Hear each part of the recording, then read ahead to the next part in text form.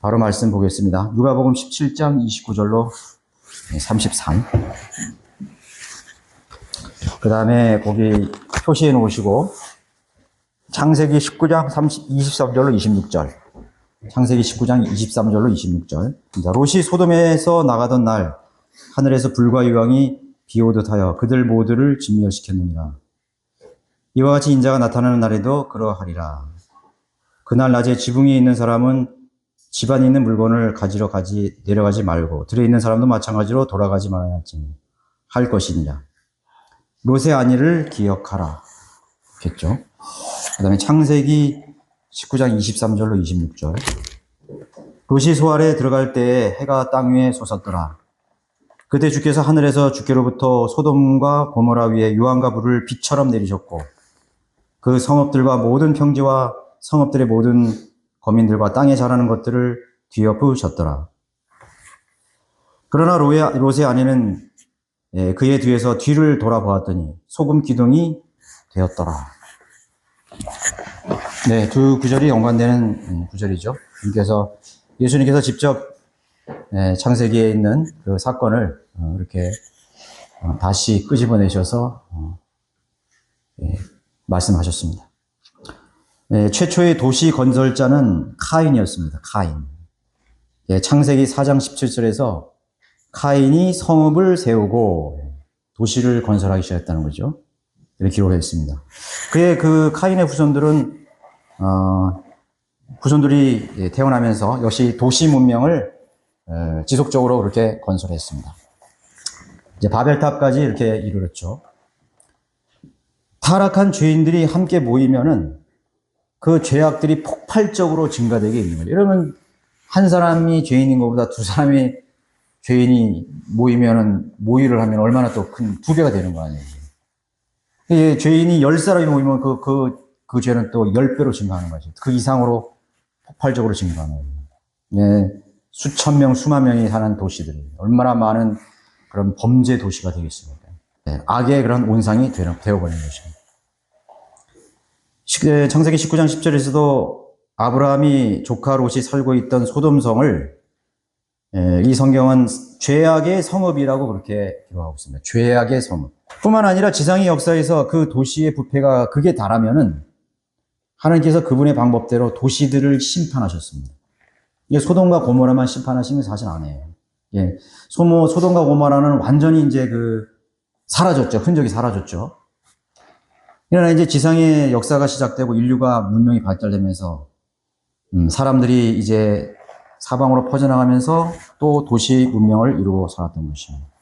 그럼으로써 그곳에서도 역시 그 도시들은 죄가 범람하게 되는 것입니다. 대표적인 우리 고대의 도시 폼페이라는 도시는 화산 폭발로 인해서 완전히 그냥 다 파묻혀서 전멸을 한 케이스예요. 좀 비슷하죠? 소돔과 비슷한 게 폼페이예요. 폼페이 유적들이 지금 나오고 있지 않습니까? 완전 화산으로 완전히 뒤덮인 그런 몰살한 도시. 로마 제국 시대의 그런 부패한 도시입니다.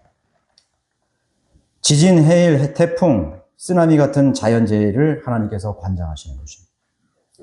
그것들을 하나님께서 심판의 도구로 사용을 하는 것이죠.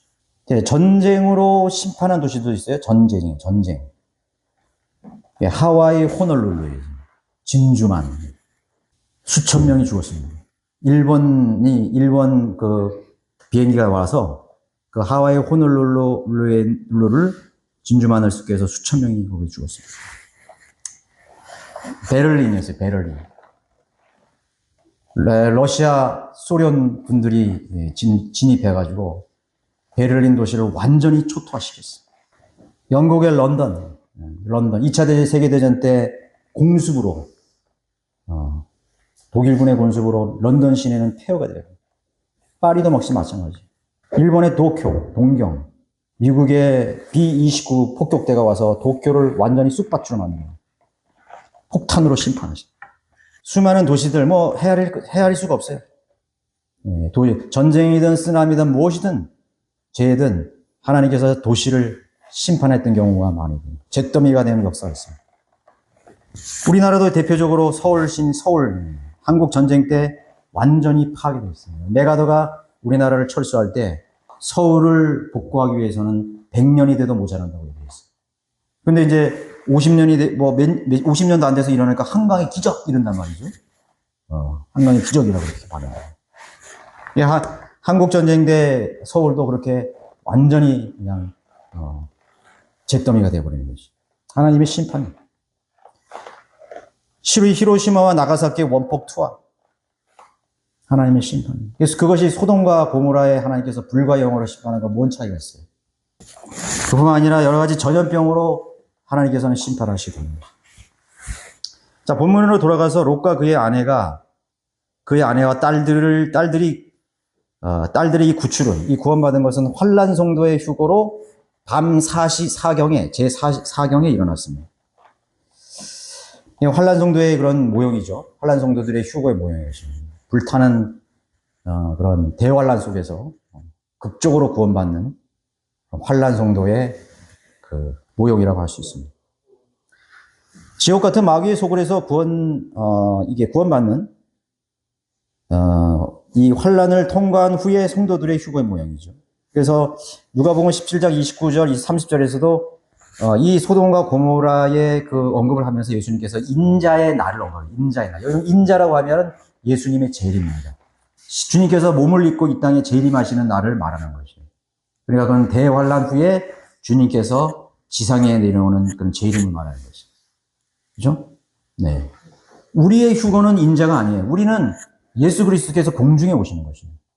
구별이 되는 것이죠. 자, 그러면 롯의 아내는 왜 소금 기둥이 되었는가? 오늘 대환란 기간을 거치게 될 유대인들과 환란 성도들은 휴거가 일어나는 마지막 순간까지 정신을 아주 바짝 차려야 됩니다.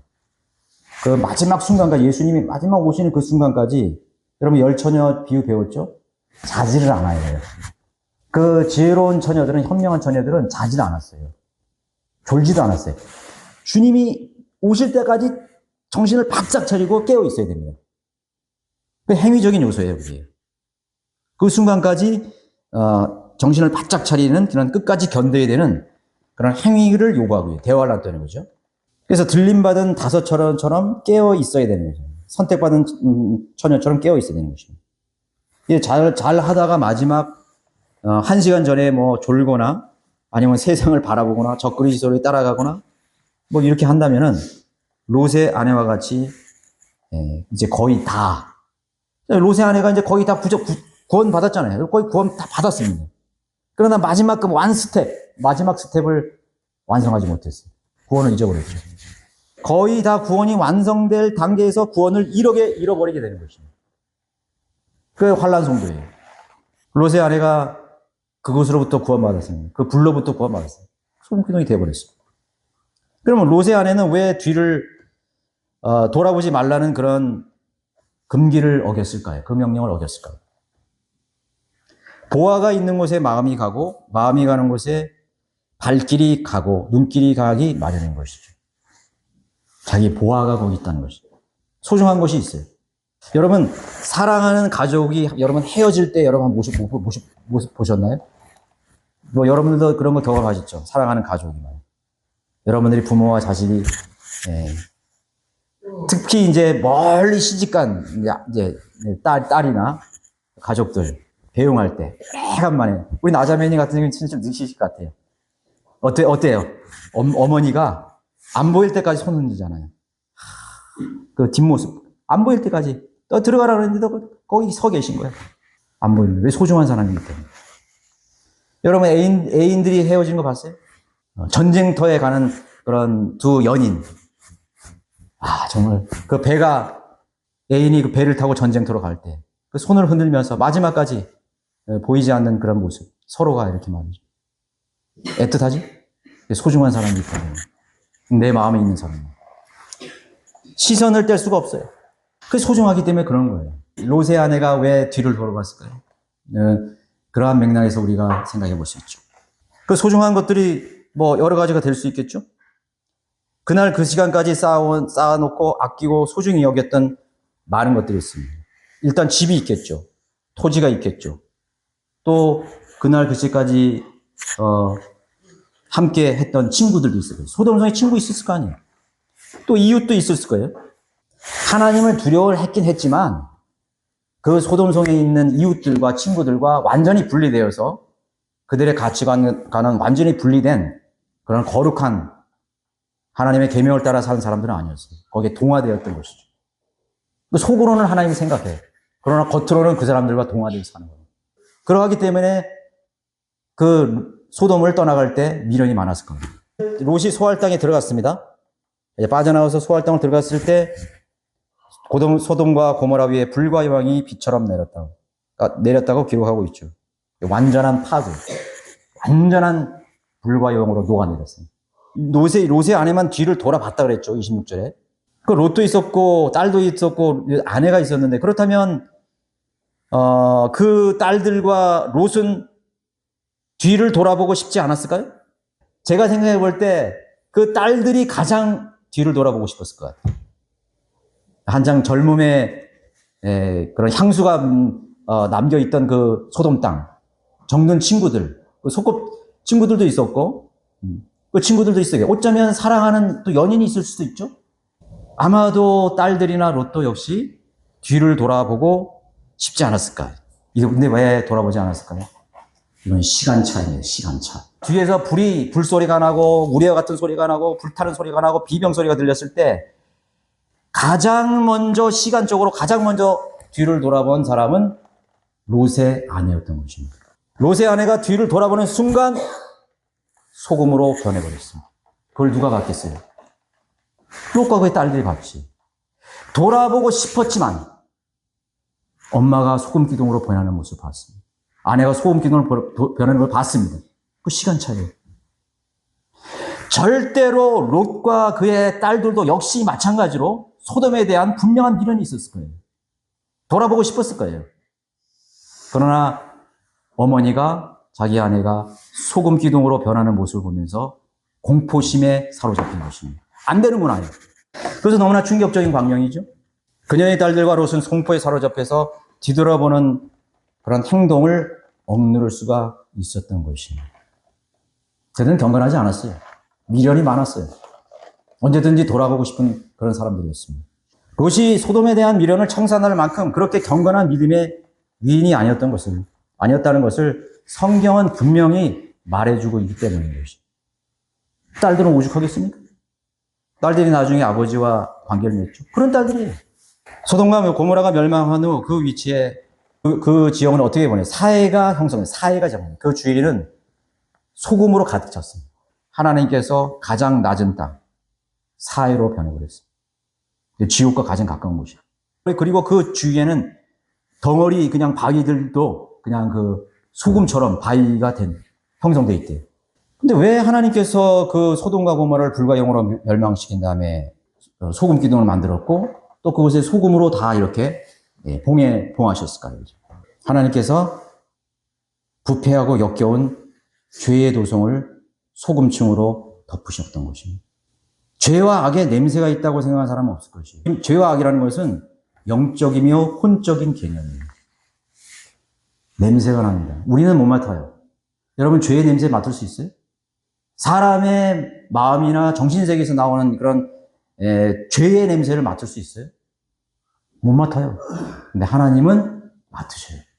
더럽고 이런 쓰레기가 더러운 게 아니라 인간의 마음에서 나오는 죄가 더럽고 지저분하고 역겨운 냄새가 나는 것입니다. 인간은 사람이 냄새나네, 씻지 않은 냄새나네 이런 거나 말하지만 하나님은 그런 외모를 안 보셔요. 아무리 멀쩡하고 신사고 숙녀하고 깨끗해도 향수 냄새가 난다 하더라도 그 마음에는 죽은 사람의 뼈들과 부패한 죄악이 가득하다고 말씀하신 거예요. 사람의 마음에서 나오는 것들이 악한 것이라고 했습니다. 교만과 시기와 다툼과 하나님을 모독함과 음욕과 퇴폐함과 악한 생각과 사람의 마음으로부터 나오는 그것이 냄새가 나는 것이에요. 겉은 회로 치장을 하고 하얗게 발랐지만 그 안에는 썩은 시신이 냄새나는 시신이 있는 것과 똑같은 것이죠. 하나님께서 그 냄새가 역겨우셔서 거기에 소금으로 다 덮어버리시고 더 이상 부패하지 말고 더 이상 썩지 않게 소금으로 뒤덮어버렸습니다. 인간은 마음의 사악한 생각, 상상, 계획, 죄들에게서 어떤 냄새도 맡지 못하지만은 하나님께서는 인간의 죄의 냄새를 맡으시는 것이에요. 여러분이 죄를 질 때 하나님께서는 역겨워하십니다. 여러분 냄새를 이렇게 막을 수 있어요? 냄새 막을 수 없어요. 어떻게든지 냄새를 막으려 해도 그 냄새를 막을 수 없어요. 뭐 쓰레기장 옆에 가면 냄새 나잖아요. 음식물 쓰레기 버리는 곳에서 사람 그 역겨운 냄새가 나잖아요. 코를 막고 말이죠. 머리가 막 아플 정도로. 지옥에는 냄새가 난다 그래요. 럭커먼 목사님 것은 거기 여러분 지옥 그 소책자 있죠? 거기 냄새가 난다 그러잖아요. 그 타는 냄새예요. 그냥 단순한 불과 여왕이 아니라 그 죄가 타는 거예요. 영원히 죄가 활활 그 영원한 불못에서 인간의 그 독한 죄가 타는 냄새. 그 인간의 죄는 불로 살아도 없어지잖아요. 그래서 지옥에 가는 거예요. 지옥에서 영원히 타는 것입니다. 자, 부패한 곳에는 강력한 소금이 필요했기 때문에 더 이상의 부패를 막아주기 위해서 하나님께서 소금으로 임무하셨습니다.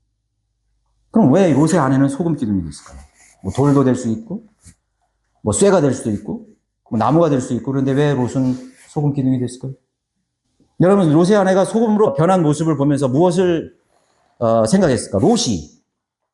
롯이 자기 아내가 소금 기둥으로 전락하는 그 광경을 보면서 충격을 받았는데 그 순간 뭘 떠올랐을까요? 최소한 롯은 그것을 알고 있었어요. 왜? 아브라함을 알았기 때문에. 아브라함이 하나님을 알았기 때문에. 하나님 누구신지 알았어요. 어떻게 살아야 되는지 알고 있었어요. 아브라함을 통해 자기 삼촌 아브라함을 통해서 내가 어떤 삶을 살아야 되는지 분명히 알았어요. 그 경건한 하나님을 두려워하는 아브라함을 통해서 배웠을 거라고. 그런데 그렇게 살지 못했잖아요. 그렇게 살지 못했던 그 멸망하는 순간까지 그렇게 살지 못했던 롯이 자기 아내가 소금 기둥이 되는 모습을 보고 순간 무엇을 느꼈을까요? 그래, 나와 내 가정은 지난날 소돔섬에 살면서 소금처럼 살았어야 했어. 그거 느끼지 않았을까요? 그래, 내가 소금처럼 살아야 됐어. 소금처럼 영원히 변하지 않는 맛을 잃어버리지 않는 모습으로 살았어야 됐어. 소돔섬의 사람들이 아무리 부패하고 썩어도 나는 그래도 소금처럼 살았어야지. 그거 아니겠어요? 내가 이 소돔성에 살았던 이유, 내가 하나님을 알았던 이유, 하나님을 두려워했던 이유, 소금처럼 살았어야 됐을 것입니다. 왜 이제 알았을까? 하며 통 안에 눈물을 삼켰을 것입니다. 마태복음 5장 13절에 너희는 땅의 소금이라. 그러나 소금이 그 맛을 잃으면 무엇으로 짜게 하리요. 쓸모없어진 소금은 내다 버려져 사람들의 발에 밟힐 뿐이니라. 이제는 소용이 없어요. 맛을 잃은 소금으로 변해버린 것입니다. 골로새서 4장 6절에는 너희의 말이 항상 은혜와 더불어 있게 하고 소금으로 맛을 내듯 하라. 우리의 말이 항상 은혜와 더불어 있게 하고 소금으로 맛을 내듯 하라. 여러분, 소금의 역할을 하셔야 되는 것입니다. 우리는 그리스도인은 빛의 역할뿐만 아니라 소금의 역할을 하는 것입니다. 부패를 방정하는. 그리스도 없는 세상, 여러분 상상해 보셨습니까? 그리스도인 없는 학교, 그리스도 없는 국회의사당, 그리스도인 없는 미국 의회, 그리스도인 없는 이 나라, 상상해 보셨어요? 그래도 그리스도인이 있기 때문에, 그래도 세상이 타락하고 변질되어도 그 정점까지는 안 갈 수 있도록 막아주는 것이 소금의 역할이에요. 그러나 오늘날의 교회가 소금의 그 역할을 다 잃어버렸잖아요. 오히려 교회가 세상 사람들보다 지탄을 받고 있어요. 더 부도덕적이고, 더 비리가 많고, 더 음란하고, 더 가증스럽고, 더 악하고, 더 돈을 사랑하고. 끝났어요. 맛을 잃어버린 소금이에요. 마지막 우리 마지노선이 어딜까요? 바이블 빌리버들이에요. 성경매를 믿는 그리스도인이 마지막 마지노선이에요. 그 이상이 없어요. 이 선이 무너지면 끝나는 거예요. 성경대로 믿는 그리스도인들의 타락이라는 것은 하나님의 심판인 것입니다. 성경대로 믿는 교회가 타락한다는 것은 마지막 것입니다. 이제 희망이 없어요. 미국에 성경대로 믿는 그리스도인이 있어요.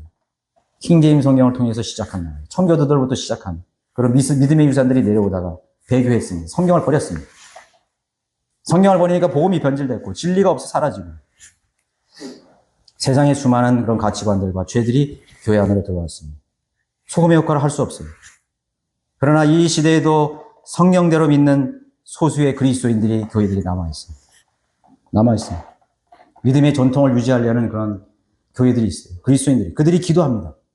미국을 위해서 기도합니다. 대통령을 위해서 기도합니다. 사회를 위해서 기도합니다. 우리나라도 마찬가지죠. 대한민국의 성령대로 믿는 그리스도인들이 있기 때문에 이 나라의 한반도의 평화는 안녕은 유지되고 있는 것입니다. 그것을 기억해야 돼요. 이 마지노선이 끝으로 무너지는 날 하나님의 심판이 임하는 것입니다. 소돔과 고모라가 그랬습니다. 10명이 있느냐? 하나님의 마지노선이에요. 하나님의 심판의 커트라인이라고 해요.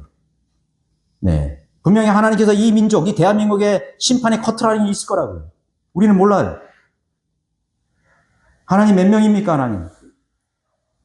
얼마나 부패했습니까, 하나님? 우리는 다른 사람을 볼 필요 없어요. 우리 자신이 거룩해야 돼요. 우리 자신이 소금의 역할을 감당해야 돼요. 우리가 언젠간 휴거될 것입니다.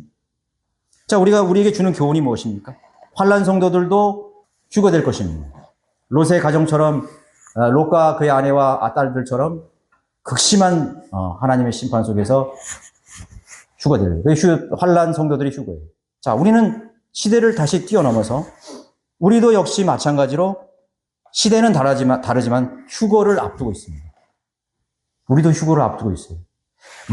롯과 그의 아내와 그 가정이 하나님의 심판으로부터, 하나님의 심판의 날로부터 구원받을 수 있는 그날을 기다리는 것처럼 우리 역시 주님이 오시는 날은 휴거를 기다리고 있어요. 휴거를 기다린다는 것은 그 휴거의 날이 이 지상의 심판의 날이에요. 여러분, 요한계시록에 나와 있는 내용 봐요. 그 심판, 이 세상에 벌어지는 심판이 호리병, 나팔, 네, 그 하나님의 심판이 이 지상에서 일어나는 어마어마한 심판입니다. 적그리스도의 등장. 자, 우리가 그걸 바라보고 있어요. 공중에 임하실 우리 주님께서 우리의 이름을 부리실 때 그 순간 모든 행동, 모든 계획, 모든 관계, 모든 염려, 모든 아픔, 모든 즐거움, 이 세상에서 하던 모든 것은 그대로 수도입니다. 뒤를 돌아볼 여를이 없어요. 내 통장에 아직 정리되지 않는 내 자산이 있습니다. 주식이 있습니다. 없어. 그 순간이 없어요. 그 순간이 없다고. 우리 부모님 우리 장사 지내야 되는데, 내일 장사 지내야 되는데, 발인 예배는 그럴 시간이 없어요. 내가 내일 여행을 가는데, 동호회에서 무슨 여행을 가야 되는데, 내일 그때까지만 그런 시간이 없다고.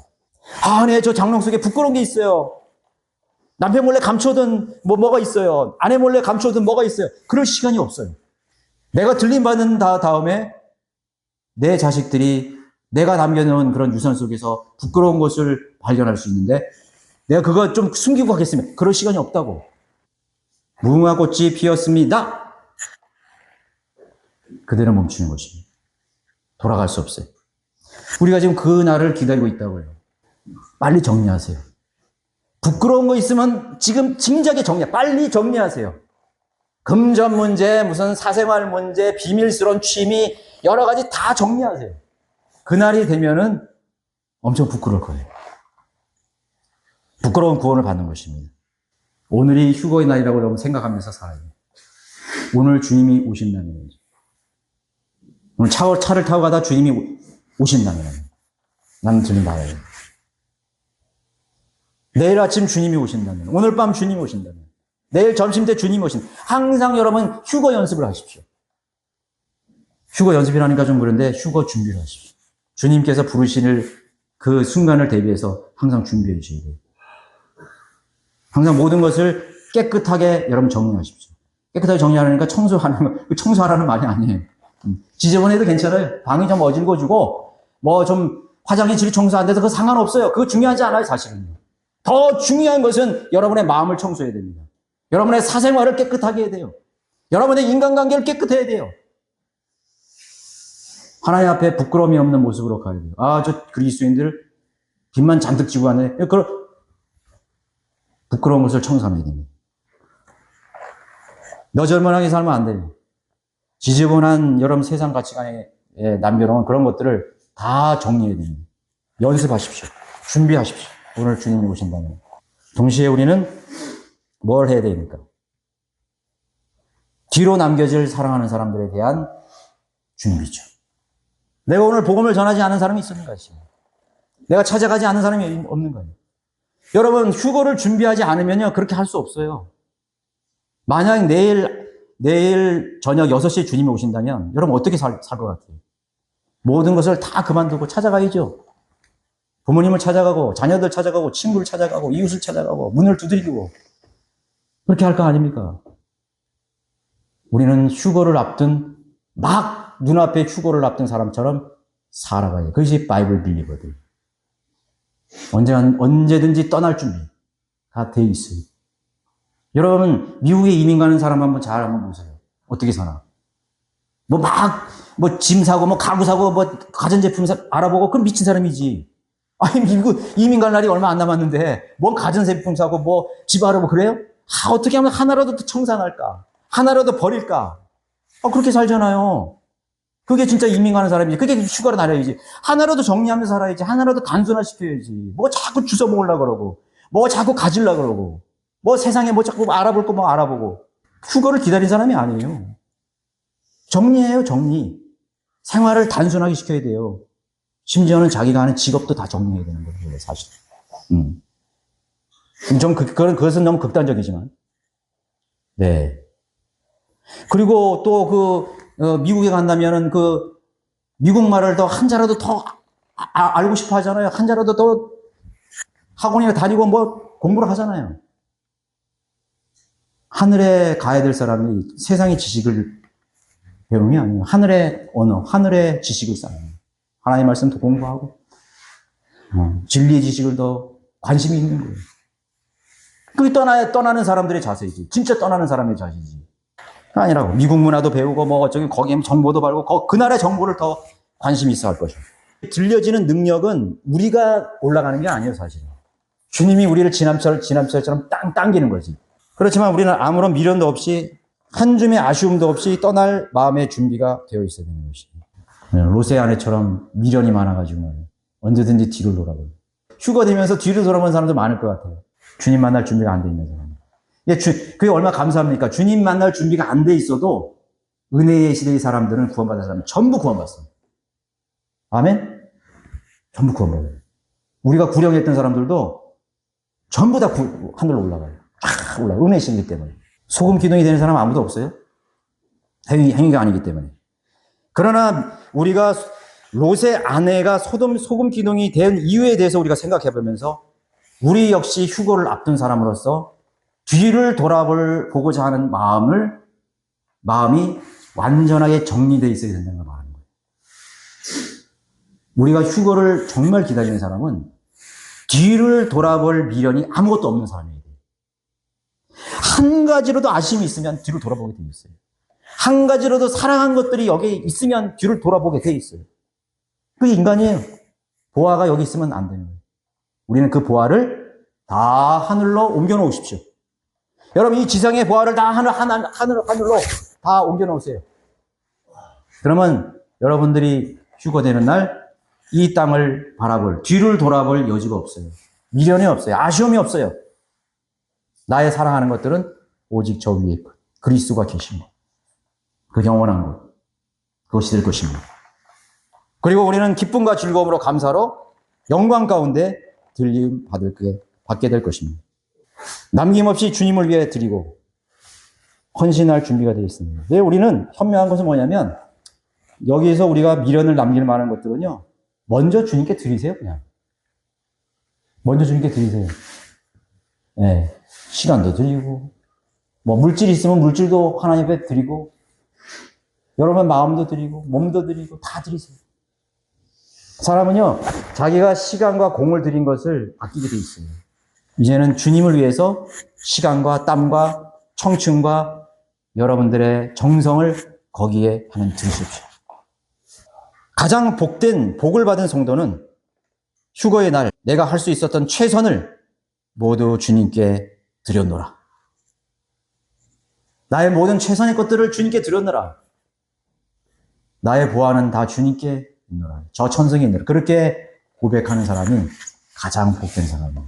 물론 우리가 휴가 되는 날 우리가 낙원에 딱 이르게 되면은요, 비교가 되기 때문에 이 천상의 것과 천하의 것이 비교가 되기 때문에 금방 마음이 바뀔 거예요. 아, 이 밑에 건 아무도 아니었구나. 더 좋은 게 있구나. 이렇게 될 거예요. 그러나 이왕이면 우리가 그 주님께서 우리 이름을 부를 때 그 천상에 도달하기 그 순간 전에 나는 이 세상에 아무것도 미련이 없노라. 아쉬움이 없노라. 뒤돌아볼 이유가 없노라고 고백할 수 있는 사람이 진짜 주님께서 기뻐하시는, 그 사람을 진짜 기뻐하실 것 같아요. 네가 나로 인해서만 기뻐하고 내 안에 있는 것들로만 너가 보화를 삼았고 나를 만나는 것을 소망했고 대망했구나. 하나님만을 사랑하는, 그리스도만을 사랑하는 그 사람을 가장 기뻐할 것입니다. 롯의 아내를 기억하라. 롯의 아내를 기억하라.